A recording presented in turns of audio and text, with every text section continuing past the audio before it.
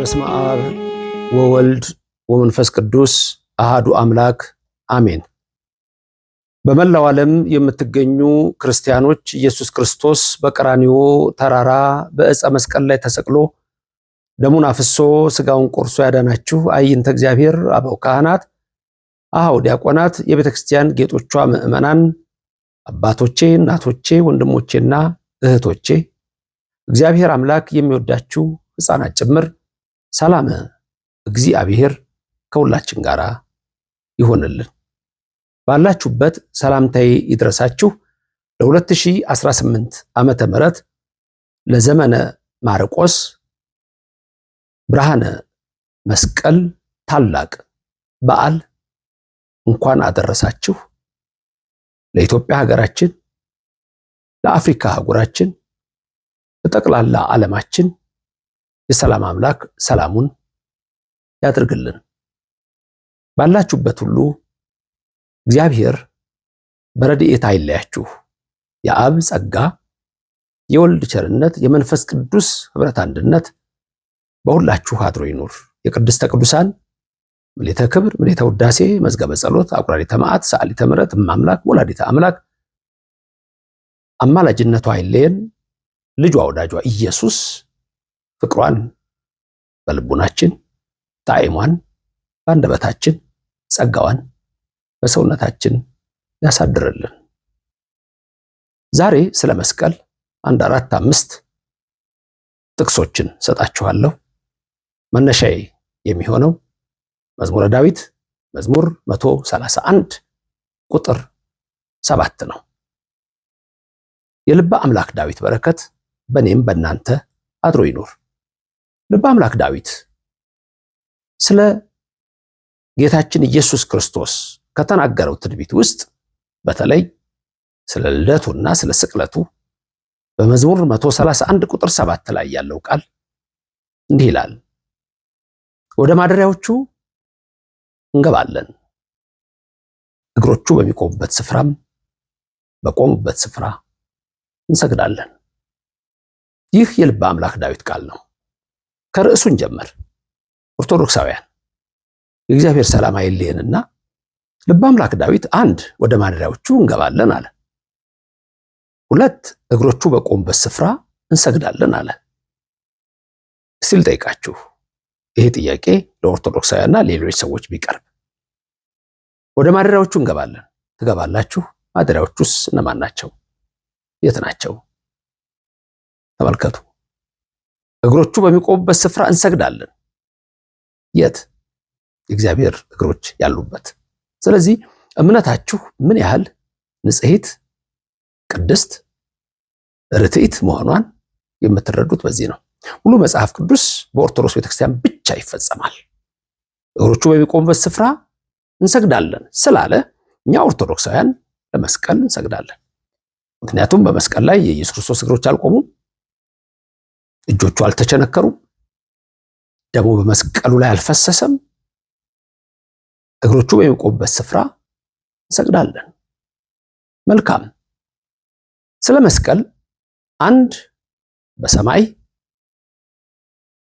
2 በኢየሱስ ክርስቶስ የማዳን ተግባር በምድር ላይ የሆነውን እንመልከት። መስቀል ዝም ብሎ ድንገት የመጣ አይደለም። ክርስቶስ ሲሰቀል እንደዚህ ብሎ በቃ በእንጨት እንስቀለው በሚለው እነሱ እንደሱ ብለው ሊሆን ይችላል። ትንቢቱ ግን በዕፀ መስቀል እንደሚሰቀል ይናገራል። እንጨቱ ኬት እንደሚመጣ ይናገራል። በምን አይነት መስቀል እንደሚሰቀል ይናገራል። ይሄ በእኛ በኦርቶዶክስ ተዋሕዶ ቤተክርስቲያን ስላለ ሌሎች ሰዎች አያውቁትም። ልበ አምላክ ዳዊት እግሮቹ በሚቆሙበት ስፍራ እንሰግዳለን ብሎ እንደተናገረ ደግሞ ብርሃነ ዓለም ቅዱስ ጳውሎስ በረከቱ በሁላችን ይደርና እኛ ኦርቶዶክሳውያን 1 እግሮቹ በሚቆሙበት ስፍራ እንሰግዳለን አለን፣ ጨረስን። እንደ ዳዊት 2 እንደ ጳውሎስ ደግሞ መስቀል ትምክህቴ ነው እንላለን። እኛ በየዕለቱ በዘወትር ጸሎት ላይ የምትሉት አለ፣ ስብሐት ለመስቀለ እግዚእነ ኢየሱስ ክርስቶስ እያልን ለመስቀል የምንሰጠው ክብር አለ። ለመስቀል መስገድ፣ ለመስቀል ክብር መስጠት፣ መስቀልን መሳለም፣ መስቀልን ቤዛዬ፣ ኃይሌ፣ ትምክህቴ፣ የነፍሴ መዳኛ ማለት እንዴት ነው ይህን የምንለው ኦርቶዶክሳውያን? እንዳልኳችሁ ቅዱሱ የተባረከው ሐዋርያ ጳውሎስ በገላትያ መልእክቱ ላይ ምዕራፍ 6 ቁጥር 14 ላይ በመስቀል ይፎክራል። ምንድን ነው ያለው? ዓለም ለኔ የተሰቀለበት እኔ ለዓለም የተሰቀልኩበት ብሎ ይገልጸዋል። ከጌታችን ይላል ከኢየሱስ ክርስቶስ መስቀል በስተቀር ሌላ ትምክህት ከኔ ይራቅ። አይደንቅም? ከኢየሱስ ክርስቶስ መስቀል በስተቀር ሌላ ትምክህት ከኔ ይራቅ። ይህን ቃል ማን ማለት ይችላል? ኦርቶዶክስ ወይም ሌሎች እምነቶች ሊሉት ይችላሉ። ይህን ቃል አንድ የፕሮቴስታንት አማኝ ሊለው ይችላል። ይህን ቃል አንድ የእስልምና እምነት ተከታይ ሊለው ይችላል። ይህን ቃል እንደ እምነታቸው የራሳቸው አመለካከት ይኖራቸዋል። እኛ ነን ይሄን ልንል የምንችለው። ምክንያቱም መስቀል ትምክህቴ ነው የምለው እኔ ነኝ። ይህን የምንለው እኛ ነና። ከጳውሎስ ጋር ነን እኛ። አያችሁ፣ ከዳዊት ጋር እንሰግዳለን፣ ከጳውሎስ ጋር ትምክህታችን እንላለን። ኦርቶዶክስ መሆን ማለት ይሄ ነው። ከነቢያት ጋር ከሐዋርያት ጋር አንድ መሆን። በኤፌሶን 2:20 ላይ ምን ይላል የእግዚአብሔር ቃል? እናንተ እኮ ከነቢያትና ከሐዋርያት መሰረት ጋር በዛ መሰረት ላይ የታነጻችሁ ናችሁ። ከነቢያትና ከሐዋርያት ጋር ባለ አገሮች ናችሁ። ባለ አገሮች ናችሁ። አገር አለን በሰማይ። ይህ የምድሩ ኃላፊ ነው፣ የምድሩ ጠፊ ነው። ህልፈቱ ቅድመ አስተርእዮቱ ነው። ከመታየቱ ማለፉ ይቀድማል። ዘመን አጭር ነው፣ ጊዜም ጥቂት ነው። ወገኖቼ ከዳዊት ልብ አምላክ ጋር እንሰግዳለን አልን። አሁን ከጳውሎስ ጋር ደግሞ ምን አልን? ከሐዋርያ ጳውሎስ ጋር መስቀል፣ የኢየሱስ ክርስቶስ መስቀል ምን ነው አልን? ትምክህቴ ነው አልን። አያችሁ፣ ብዙ ጊዜ እኮ ካለማስተዋል ነው አይደለ? ብዙ ነገሮች የሚጠፉት። በዚህ መልክ ታዩታላችሁ። እንድታዩት ፈልጋለሁ እኔ።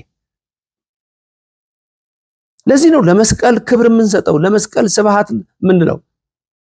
አንዳንድ ሰዎች ግራ ይገባቸዋል። በቤተ ክህነትም ውስጥ ተቀምጠው በተለይ በመስቀል መስተብቁ ላይ ግራ የሚጋቡ ሰዎች አሉ። ለእሉ ክልኤቱ ፍጡራን ስብሐተ ፈጣሪ ደሎሙ እስመ ተአርዩ በክብሮሙ ይላል።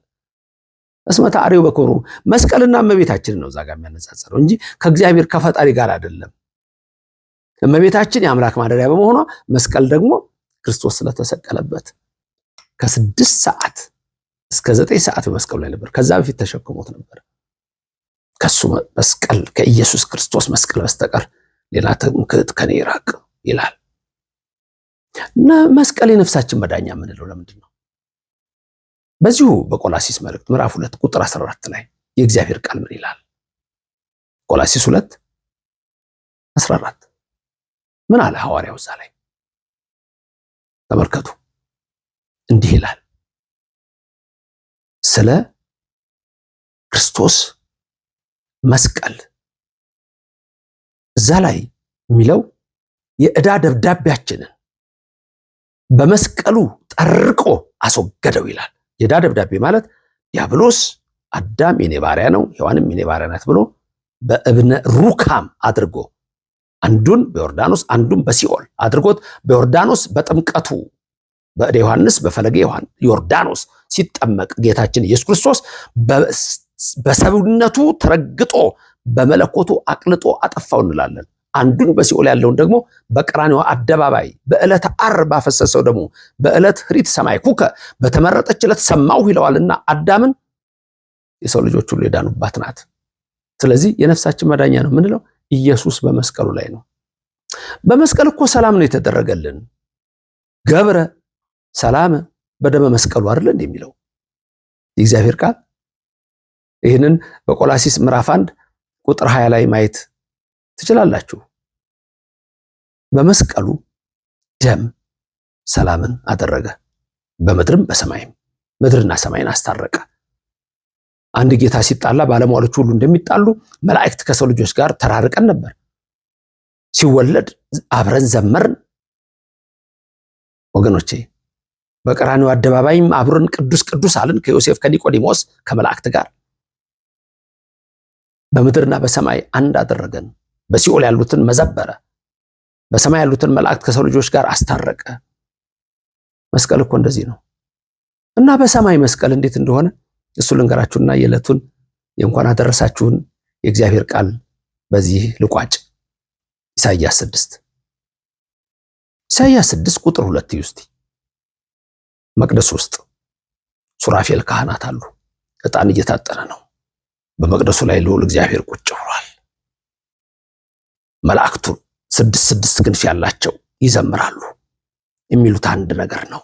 ቅዱስ ቅዱስ ቅዱስ እግዚአብሔር፣ ምድር ሁሉ ከበረከቱ ተመልታለች ይላሉ። እነዚህ መላእክት 6 ክንፍ አላቸው። በሁለቱ ፊታቸውን ይሸፍናሉ፣ በሁለቱ ይከድኑ እግሮሙ እግራቸውን፣ በሁለቱ ገጾሙ፣ በሁለቱ እግሮሙ፣ በሁለቱ ደግሞ ይሰሩ እምጽንፍ እስከ ጽንፍ ዓለም፣ ከአጽናፍ እስከ አጽናፍ ዓለም። በሁለቱ ክንፋቸው ደግሞ ከአጽናፍ እስከ አጽናፍ ይበራሉ። ይሄ ትምህርተ መስቀል ይባላል። 2 ክንፍ ወደ ላይ ነው፣ 2 ክንፍ ወደ ታች ነው፣ 2 ክንፍ ይበራል። መስቀል ትምህርተ መስቀል እንለዋለን። በሰማይ እንዲህ ተሰቅላ ዓለምን ታድናለህ ሲሉ በዚህ መልክ ታዩ። ወገኖች የኛ ትምህርት በሕገ ልቡና፣ በሕገ ኦሪት፣ በሕገ ወንጌል የጸና ትምህርት ነው ያለን።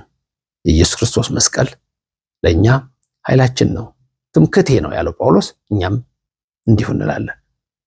ኦርቶዶክሳውያን አሁንም ደግሜ እንኳን ለዚች ቀን አደረሳችሁ። ለእኔና ለእናንተ የሰጠውን ሰላም ለመላው ኢትዮጵያ ሕዝብ እንዲሰጥልን የእሱ ቅዱስ ፈቃድ ይሆንልን።